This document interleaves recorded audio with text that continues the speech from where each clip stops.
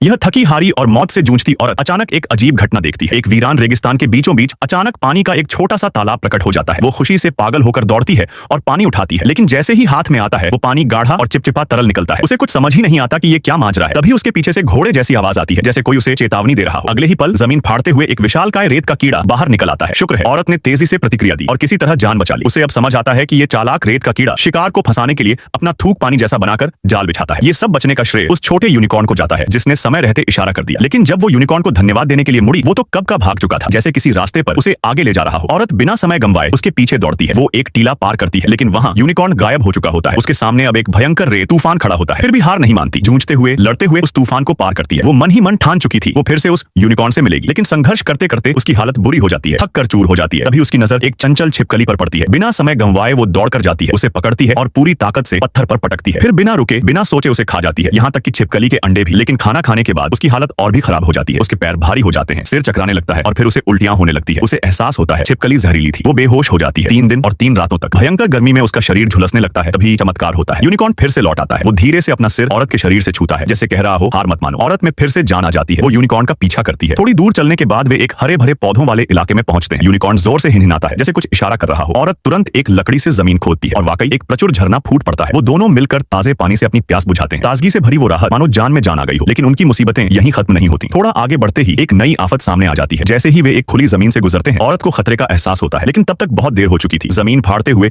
एक विशाल बिच्छू प्रकट होता है और हमला कर देता है। औरत अपनी फुर्ती और चालाकी से हमलों से बचती है, लेकिन यूनिकॉर्न को बचाते बचाते वो बिच्छू के जहरीले पंजे का शिकार बन जाता है। औरत का गुस्सा फूट पड़ता है। वो अपनी पूरी ताकत लगाकर बिच्छू पर हमला कर देती है। वो उसकी पीठ पर चढ़ जाती है और बिच्छू को कितना भी फेंकना पड़े वो उसे नहीं छोड़ती। आखिरकार वो बिच्छू का सिर तोड़ डालती है और उसके सिर के टुकड़े से ही उसे आखिरी वार करती है, जब तक बिच्छू मर नहीं जाता। लड़ाई के बाद वो दौड़कर यूनिकॉर्न के पास जाती है। यूनिकॉर्न की हालत गंभीर थी, जहर उसके शरीर में फैल चुका था, लेकिन औरत कोई आम इंसान नहीं थी। वो एक शक्तिशाली जादूगरनी थी। वो अपनी सारी ऊर्जा झोंक देती है, उपचार मंत्र पढ़ती है, तब जाकर धीरे धीरे जहर उसके शरीर से बाहर आता है। आखिरकार यूनिकॉर्न चमत्कारिक रूप से बच जाता है।